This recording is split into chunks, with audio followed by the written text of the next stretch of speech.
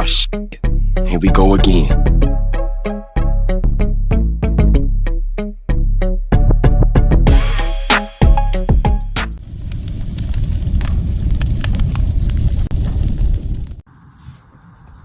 So I'm on a basketball court.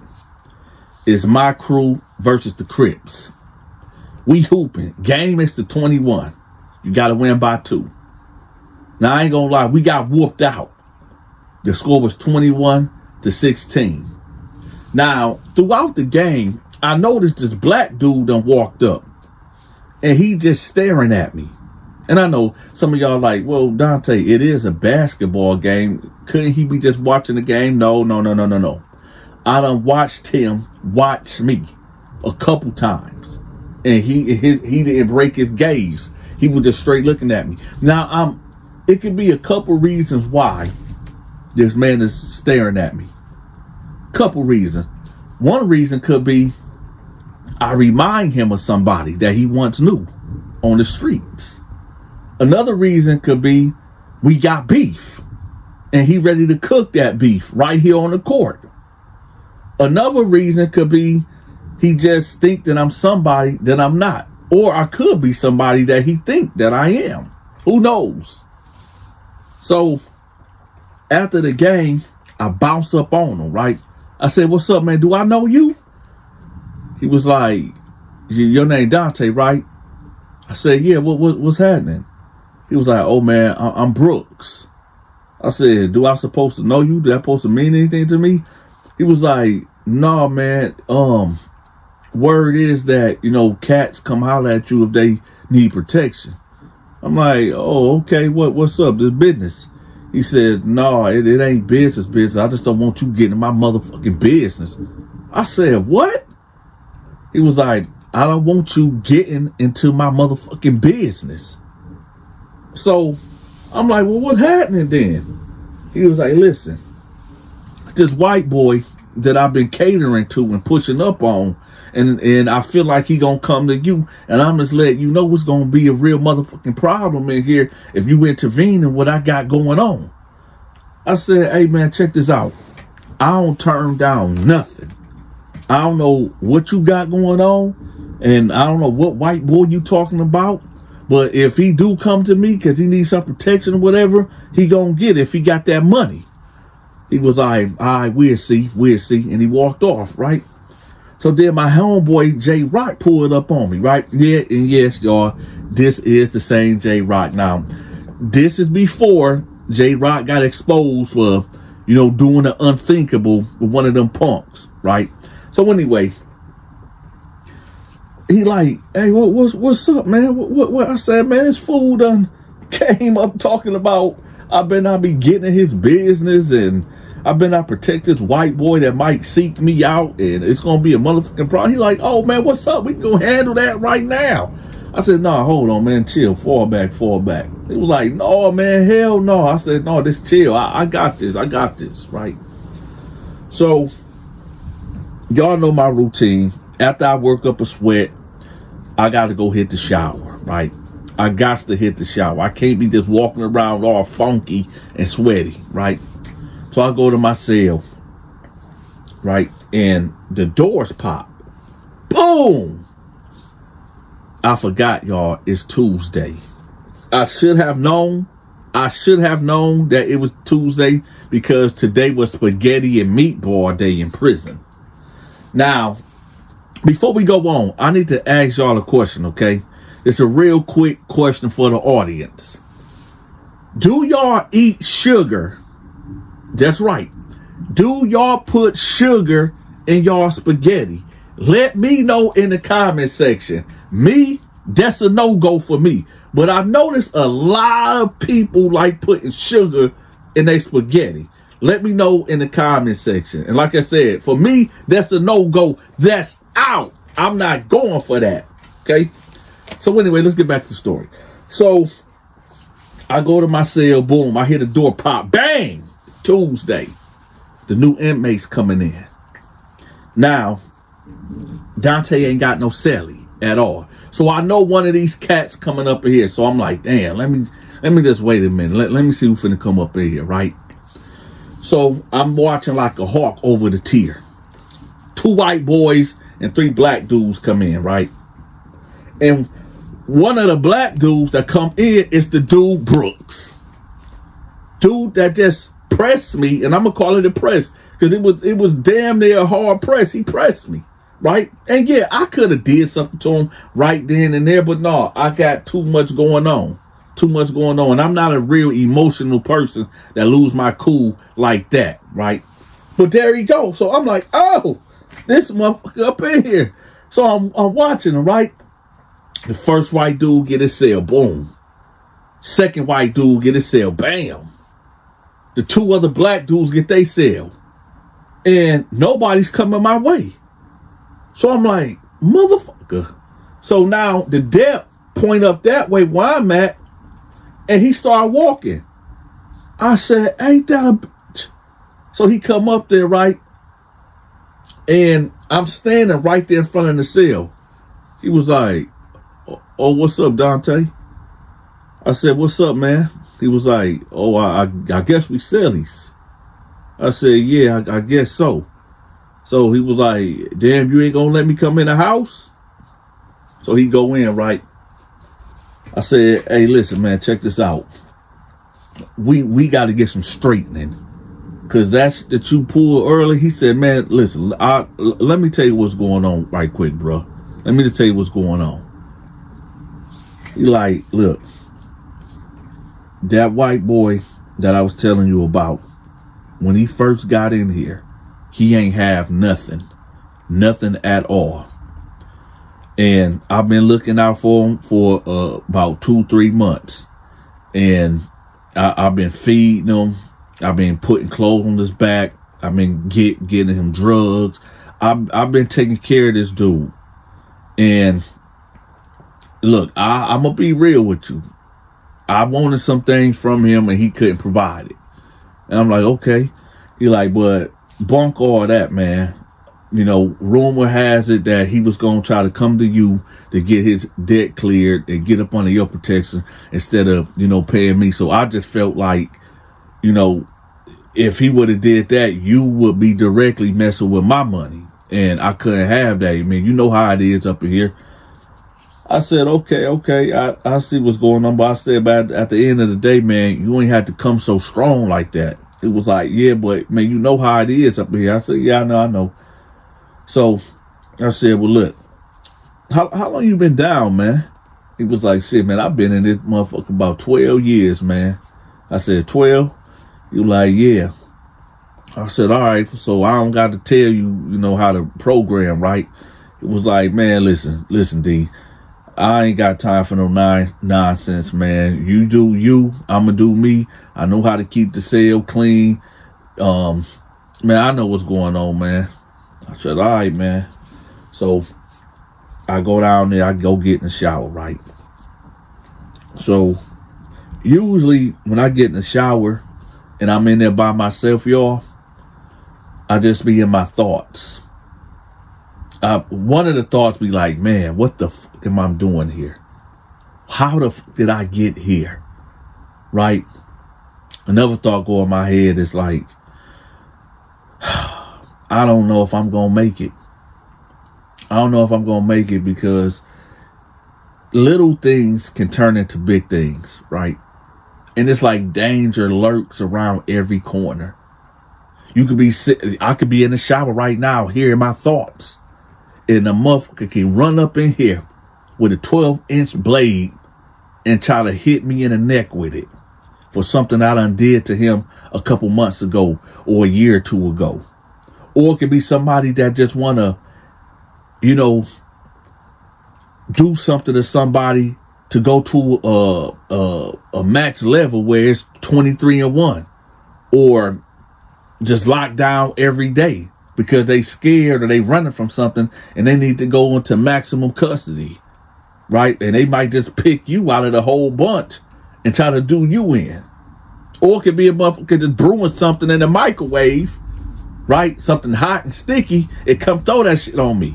These are the things that I think about constantly while in prison, in the shower, when I'm by myself.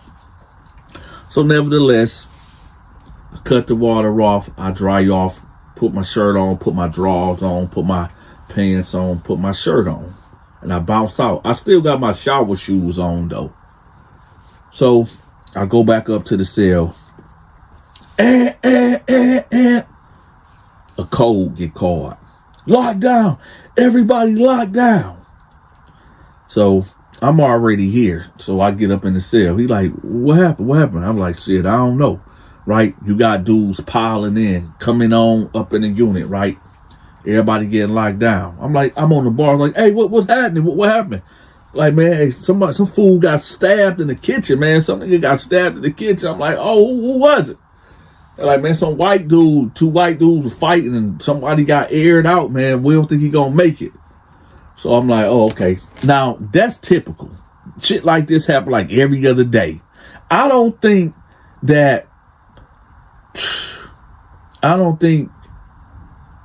3 days will go by without somebody getting poured out. That's the max that anything have, or something maybe did happen and it just didn't get reported. Right? So we in the cell, right? And I'm like, hey man, let me ask you something. He like, what's up? I said, so you said that dude didn't pay you some, other shit, right? He said, yeah. I said, what exactly do you mean he didn't pay you some others that you wanted? So he was like, man, look, I told you, man, I've been down for a long time, and honestly, I don't really have to explain myself. I said, no, you got to explain yourself, man. Like, what's happening? He was like, man, look, he wanted, look, I told him from the jump that I'm not his daddy. I'm not, his guardian, and he got to pay me back with sex. I said, what? He said, yeah, I told him, look, if I'm going to be taking care of you and treating you like a wife, you're going to do wifely duties. So I said, so you a homosexual? He was like, yeah. I mean, shit. I mean, I don't like to say it like that, but yeah, I mean, it is what it is. I said, look, after this lockdown, when we get off a lock, you're going to have to go. He was like, what you mean I got to go? I said, listen, when these doors pop, you're going to have to go. There's 2 or 3 other cells that's open. You can't be in here with me. He was like, man, most of these motherfuckers are here homosexuals, man. What you mean? I said, but hey, that might be, but in this cell, you can't be in here. He was like, well, I mean, shit, you know what? I respect that. I'm gonna leave the shit alone. I'm gonna pack it up. But let me tell you something though. Usually, if somebody told me to pack it up or whatever, I would try to kill him. So I said, what? He said, yeah. If you was somebody else, I would try to kill you because it's a sign of disrespect, man. You can't. I said, hey man, listen. Did you say you was gonna kill me? He said, no, man, I'm just saying, man, that shit ain't cool, man. That ain't cool. I said, did you just say you was going to kill me? He was like, yeah. I said, I mean, what? I said, what? So he stood up. Now, Brooks is like 6'2", probably 190, maybe 185. I'm like 6'1", 2. I wasn't at my biggest at that time. The biggest I ever got was like 265-ish, all muscle. I think I was probably 230, 235 or whatever. So when he stood up, we kind of like, we ain't face to face, but we maybe about 3 feet away from each other face to face. And I guess he realized when he looked at my stature, he like, nah. So he put his hands up. He like, you know what? You got it. As soon as this lock is over, you got it, man. You got it. I said, yeah, all right. So I jumped up on the top bunk, right? And I laid down. So he like, hey, look. Hey, Dante, look, man, I know we got off the wrong foot, but Man, listen, I don't want no problem with you, bro. I'm just sitting here doing my time, bro. I don't want no issues with you, man. I'm good. I'm good if you good. I said we straight, man. So it was like, hey Dante, let me ask you a question, man. How do you feel about tricking? I said tricking. He's like, yeah, like tricking. I'm like, well, shit. I mean, you talking about out there in the streets, right? He like, yeah, man, yeah. I said, well, I mean, I don't feel no way about it. If you ask me, have I ever tricked before? No, not really. And he was like, well, you want to know why I got locked up? I said, why? He was like, well, shoot, man. All right, so you ever heard of this website called POF? I said, yeah, I heard of that. He was like, well, it's called Plenty of Fish, and basically it's a dating website or whatever, right? I said, yeah, I know all about it. He was like, well, what I used to do when I first got onto it, I was, contacting women or whatever and, trying to go on dates. But the women that would accept me or whatever, they was like fat white girls and, fat black ugly girls. And so what I started doing is, I wasn't turning it down like, sex or whatever. But what I would do, I had sex with them, then I rob them when they go to sleep, or if they leave me in the house alone, I just rob them. I said, oh, okay. It was like, well, one of these times where I did this, I met this Latino chick or whatever, and she told me like her husband was getting out of prison, but they not together or whatever. And this before I got locked up. You know what I'm saying? And, I'm thinking like, okay, your husband getting out, what they got to do with me? And she was like, basically, he getting out any day now. And he might just pop up at the house or whatever.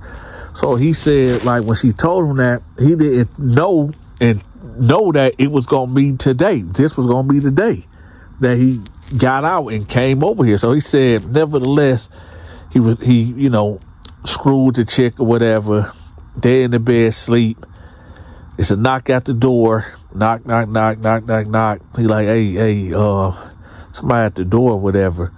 So she got up, went out there, came back in the room fast, like, hey, that's my husband. And he like, man, I thought you said he was in prison. She was like, he was, but I didn't know he was getting out today. He was like, man, this crazy. Like, you just told me about this, that he out today.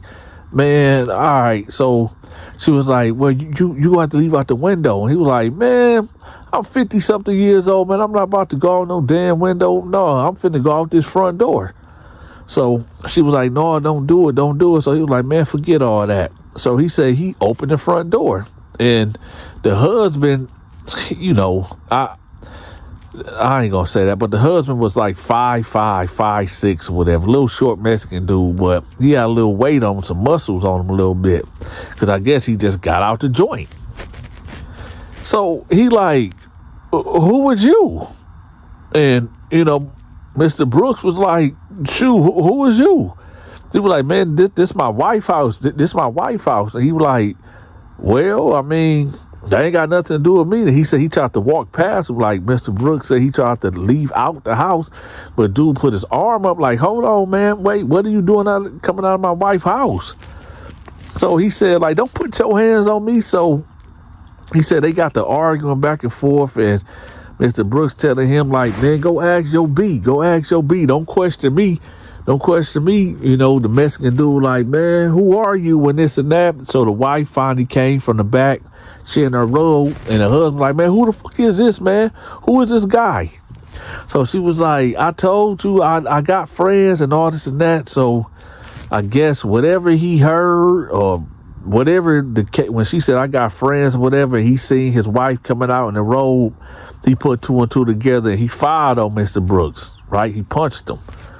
So Mr. Brooks said, like, they got to fighting right there in the doorway or whatever. And, you got the living room right here, and right adjacent to the living room is the kitchen. So he said they fighting, and like they like really fighting, like throwing blows, wrestling, all that. She like, stop, y'all stop fighting, So he said they get over there by the kitchen, and he said like all he know is the husband is looking at the knives. Because she got one of them, them things that everybody got. You get a set of knives, and it's like in this wood thing, whatever.